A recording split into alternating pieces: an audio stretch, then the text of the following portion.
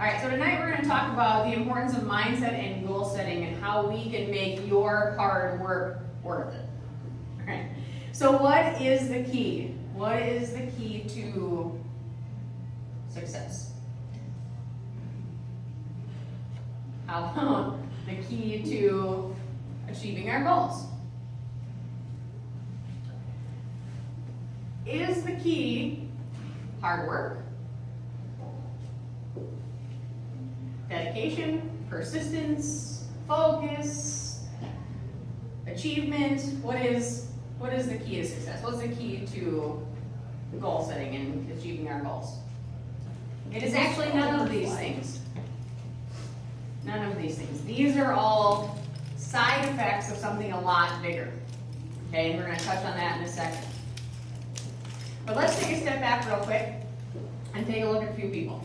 Lucille Ball, Walt Disney, Henry Ford, Michael Jordan. What is the one thing that these four people have in common? Money. Success. Failure. What? If it weren't for failure, these individuals wouldn't know humility. If it weren't for failure, these individuals wouldn't know success. Lucille Ball was told that she wasn't pretty enough, funny enough, or smart enough, and she would never amount to anything. Walt Disney was actually told that he wasn't creative. Henry Ford bankrupted 5 different businesses before he made it big with his own company and the assembly line. And Michael Jordan, he got cut from his freshman year basketball team and went home and cried. Every single one of these people have experienced failure, and because of failure, it allowed them to overcome a lot of the psychological traps that we see with successful people. Okay? Because that is what success is. Success is a trap. When we get to the point where we get successful or succeed at things, and all we've seen is success and we've never seen failure, we get what a lot of people consider like cocky or arrogant. Okay? Because if we start to believe that all we are is smart, all we are is athletic, all we are is, genius or able or capable, we don't know the other side of the story. We don't know how to work from the bottom up, right? So success is a psychological trap.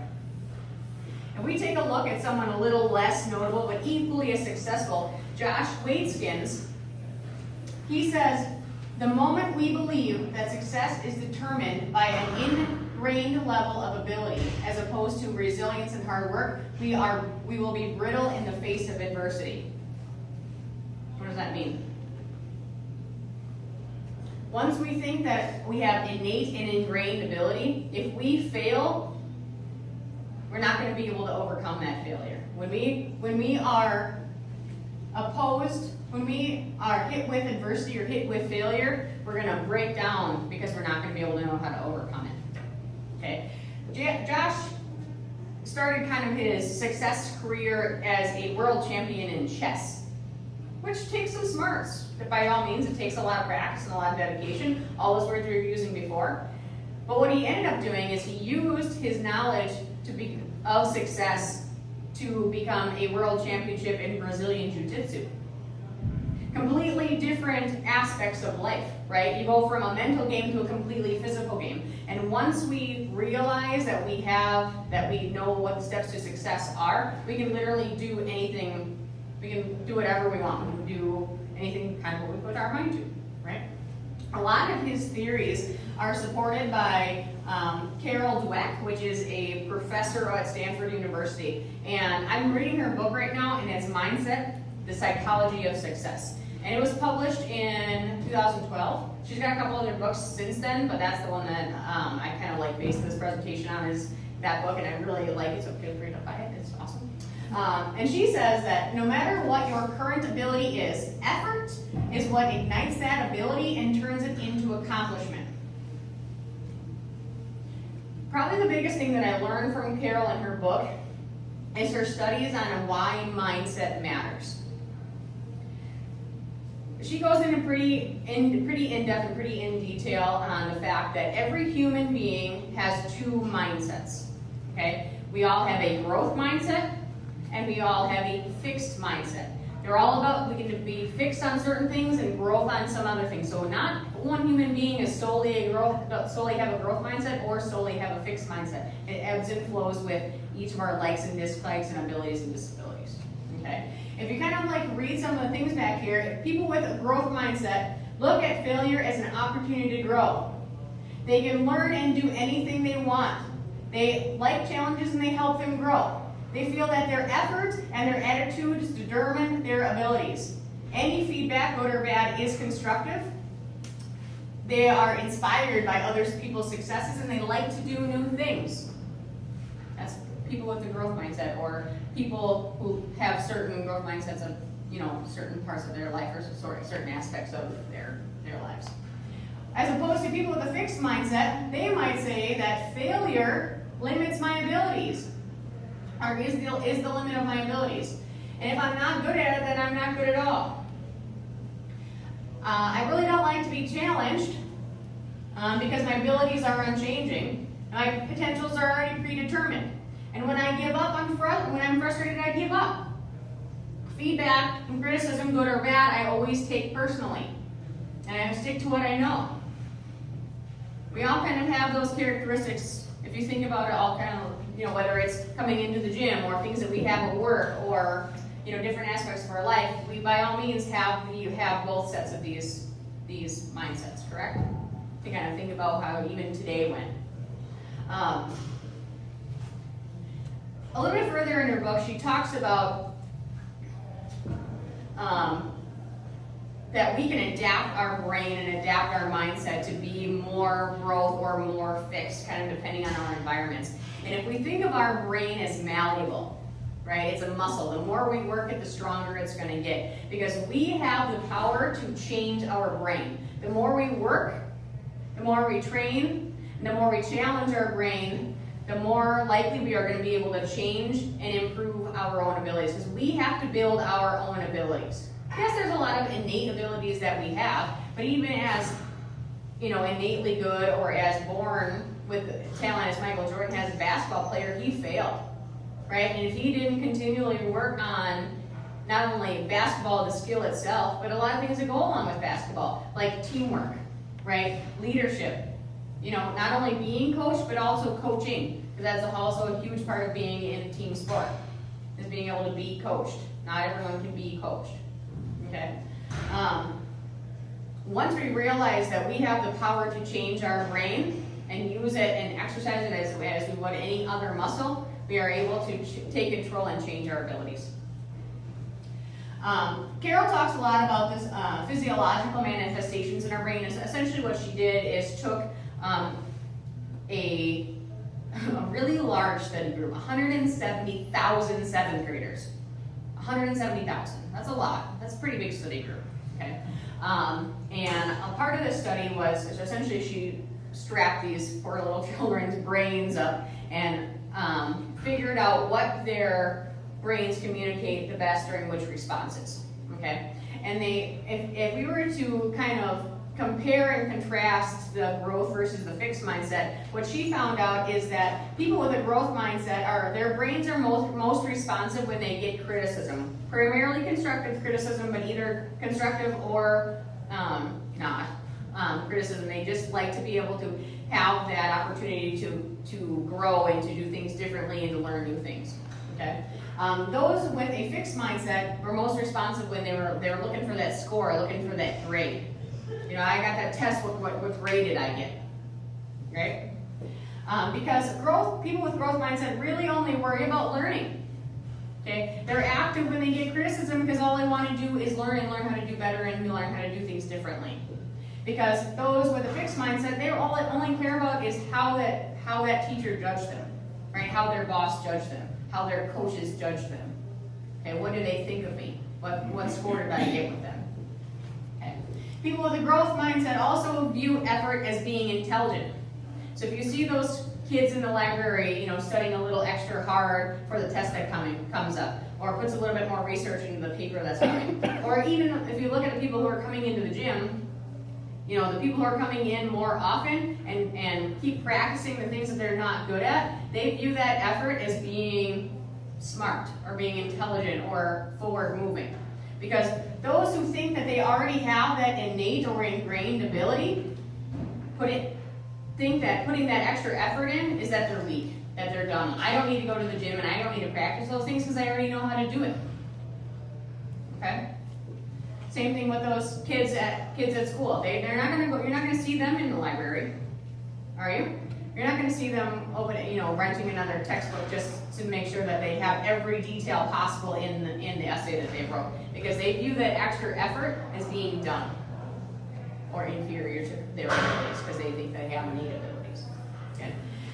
The biggest difference in my mind between the growth mindset and the fixed mindset is when it comes to overcoming obstacles. When someone with a growth mindset gets hit with a setback or a failure, they view that as an ability to overcome. Right? That's a challenge that I'm willing to work through. I can overcome that. That's the next challenge, is the next hurdle that I can go through. Okay? Because when someone with a fixed mindset gets hit with a challenge, they view that as that they're incapable.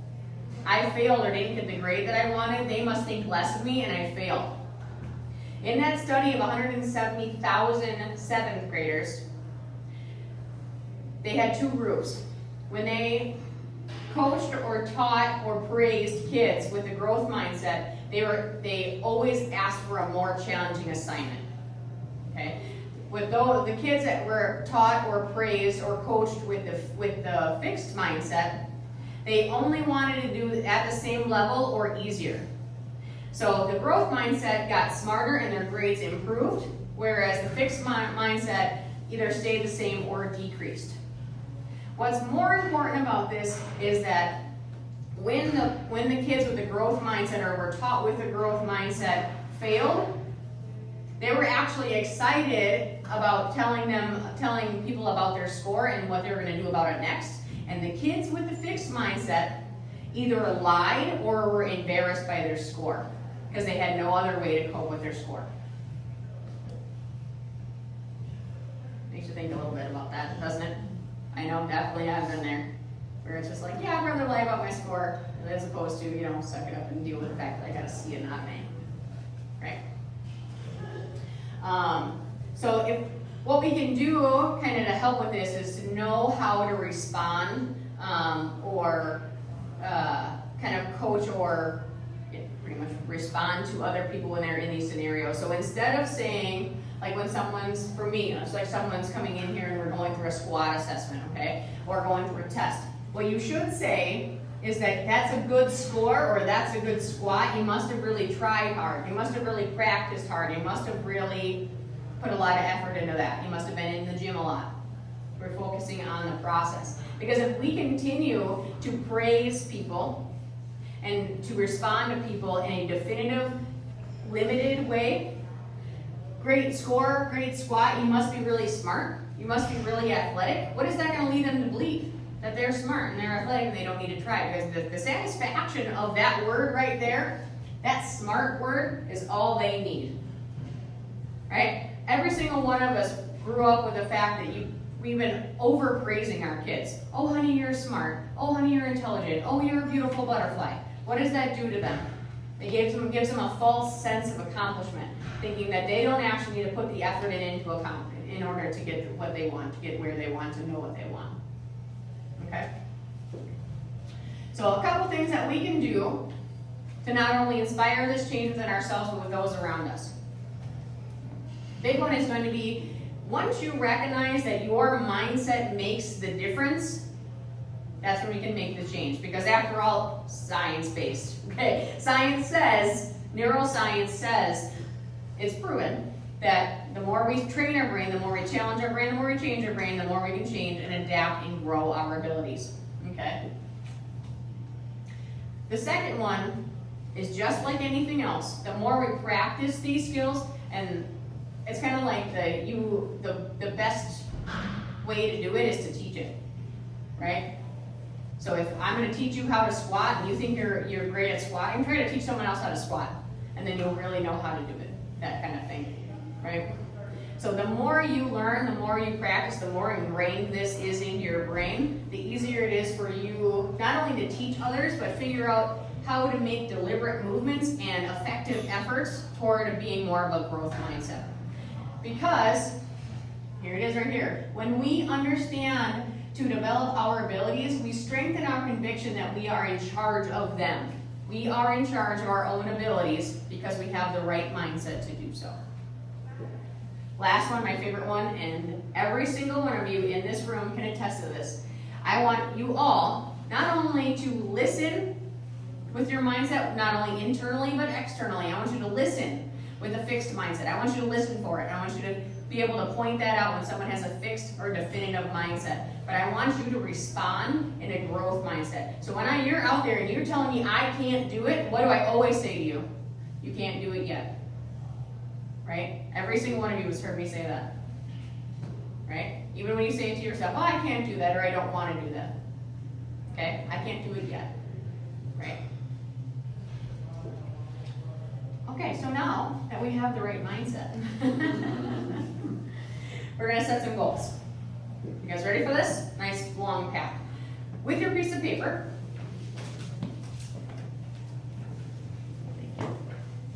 I want you to write your goal down. Every one of you have a goal, I know you do. I want your goal to be a clearly defined personal objective. Go ahead, right now. Take a moment. You have goals. Shush. Go for it, everyone write it down. I want to see everyone writing. I don't care if it's short term or long term. I don't care if it's fitness related. I don't care if it's finance related. Do we have all of our goals written down? Yeah. You don't have to share them to me, because I want you to look at your goal. Is your goal a SMART goal? Yeah. Is it specific, measurable, attainable, relevant, time-based? Is it all of those things? I got a couple of these, right? Okay, we're gonna break it down, okay? Let's start off with specific. If your goal is to lose weight, whoa, I don't want you just to lose weight, I want you to lose 10 pounds. I want you to be specific. Okay, I'm gonna go on more vacations. Lippity-doo-dah-day, man. I wanna go to Alaska. Okay? I want your goal to be specific. If it's not, I want you to change it. Add, subtract, multiply, divide, whatever you need to do, I want you to change it to be specific. Right? I also want you to make your goal measurable. Because if it's not measurable, then how are you going to get there? So if you want to lose 10 pounds, how are you going to get there? Okay? Anywhere from coming to the gym 4 times a week at 5:30 on Monday, Wednesday, Friday, Saturday. Okay? Doing weigh-ins every other day. Doing actual inch measurements. Right? How are you going to measure your goals? If you're going to measure your trip to Alaska, what do you need to do to get there? Do you need to save $100 a month? Right? Do you need to figure out a budget? Do you need to do a travel plan? What is your goal? How are you going to measure getting there? And if you don't have that, change it. Add it. Now that we have a measurable goal, is it attainable? The Goldilocks theory is a real thing, okay? Especially when it comes to goal setting. When we set a goal, we want to make sure that it's not too lofty. We want to make sure it's not too easy, but it's still challenging enough to achieve and make sure that we feel accomplished. So if we're looking to lose weight, and we're looking to lose 10 pounds, and we're going to weigh in every other day to get there, but we want to lose 10 pounds between now and Thursday, is that attainable? No, because we all know that it's the safest way to lose weight is 1 pound to 2 pounds a week. So the realistic, attainable goal would be to lose 10 pounds in the next 10 weeks, right? Because we don't want to lose 10 pounds in the next year. Like, that's entirely too easy. But we also want to lose 10 pounds before Thursday. So now that we have a specific, measurable, and attainable goal, is it relevant to us? Yes, we have to make sure that it's important to us in our lives. We also have to make sure that we're kind of interested in it. So yeah, I'm interested in climbing Mount Everest. Is that a goal of mine? For sure. Is it something that's going to improve my life? Is it something that I'm overly interested in doing and practicing? Is it something that is really important? Maybe not. Right? Okay, specific, measurable, attainable, relevant, and in my opinion, the most important, time-based. And the thing with time-based is we kind of break it down a little bit. Because yes, you want a goal time. I want to travel to Alaska. I'm going to budget $100 a month because we need a vacation for me and my family. But I want to get it done by August 10th because that is the most gorgeous time in Alaska. I don't know that for sure, I made it up. But if without that date, your vacation to Alaska might never happen. Because how are you supposed to budget? Because if you need $3,000 by August 10th, how are you supposed to break that down week to week, month to month, how much you're supposed to save? Right? How do you know what's the best time to buy tickets or cruise tickets or whatever the case is if you don't have a time? Particularly with a little bit more time-specific goals like weight loss, I find it even more significant if we not only do we have a long-term goal, I want to lose 60 pounds in a year, but let's break that down a little bit and have monthly and weekly goals as well.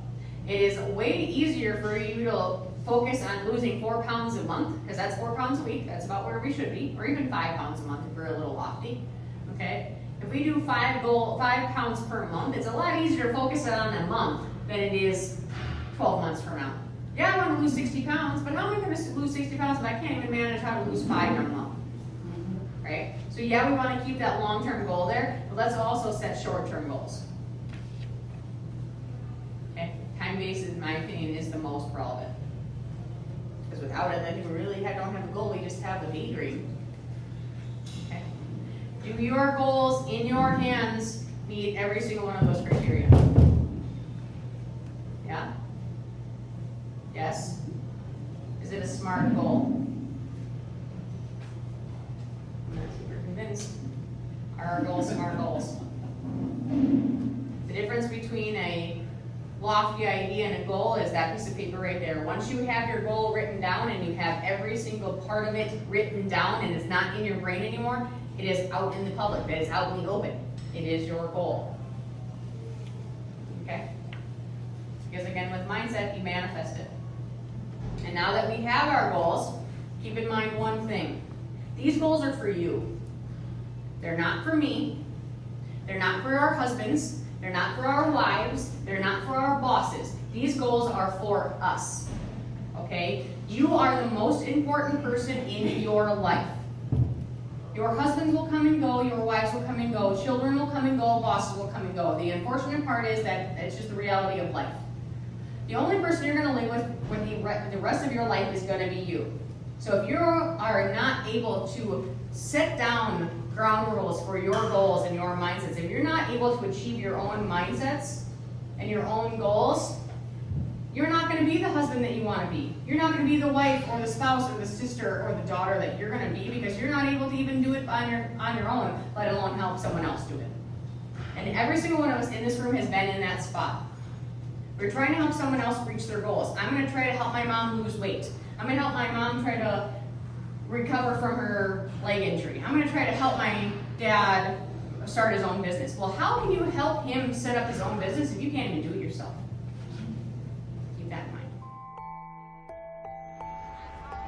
What do you want out of life? I don't know. To be happy? To be happy. I want the American dream. I want to be happy. I am the only problem I will ever have. And I am the only solution. I am the only problem I will ever have, and I am the solution. Well, I mean, positively and negative. I mean, you attract. Now, not just what you fear. You attract what you feel, what you are, what you attract. What's on your mind? Yes, It's like exactly. the law of physics. I don't know how anybody can disagree with that. It's just ask any physicist; they'll tell you that it's true. I become what I think about. all day long. And once you know that what you think about is what expands, you start getting real careful about what you think about. You don't allow your thoughts to be on anything that you don't want, or that you wouldn't want to have manifest or show up for you in your life. You know, I believe in the law of attraction, and I believe that that you can speak things into existence. And I believe that when you know where you're going and you know what you want, the universe has a way of stepping aside for you. You have to understand, you are a magnet. It's our intention. Our intention is everything. Nothing happens on this planet without it. Not one single thing has ever been accomplished without intention. Einstein's most famous quotes, he said, imagination is more important than knowledge. Knowledge is limited. Imagination encircles the world. Logic will get you from A to B, but imagination will take you everywhere. I think my imagination has always kept me going, you know what I mean? It's like, you know, just imagine myself collecting awards. Just imagine myself, you know what I mean, getting big parts. Imagine myself working with the greatest actors. Everybody can imagine themselves, you know what I'm saying? Yeah, you know what, actually, yeah, I could see myself, you know, being an influencer in clothes, you know what I mean? Because I can make that happen, You gotta understand something about like attracts like. If you see it in your mind, you can hold it in your hand. If you can see it here, and you have the courage enough to speak it, it will happen. You are a magnet. Whatever you are, that's what you draw to you. If you're negative, you're gonna draw negativity. You're positive, you draw positive. You're a kind person, more people are kind to you. This is the law of attraction. You have to, in the struggle, you know, when things are going good and you visualize these good things happening, you visualize more good things happening, that's easy. What's not easy to do is when things are going bad and you're visualizing the good stuff. That's what freezes people. When you're trying to figure out your life all the way to the end, when you can't figure it out, it freezes you from trying it because you go, oh, well, I can't figure that out. Oh, I can't go over there because I don't know how. You don't have to know how. You have to ask, believe, and receive. Don't allow anybody else's opinions. Don't allow what it says on the internet. Don't allow the research. Don't allow what anybody out there tells you is possible or not possible for you. There are many ways to get the things that we want for ourselves in our lives. But basically, it all begins with how we choose to think. I visualized, I'm sitting here holding the steering wheel, visualizing a brand new car and visualizing good things in times of struggle. And that, when you can do that, I think that really makes that law of attraction work. I think it really attracts to you more.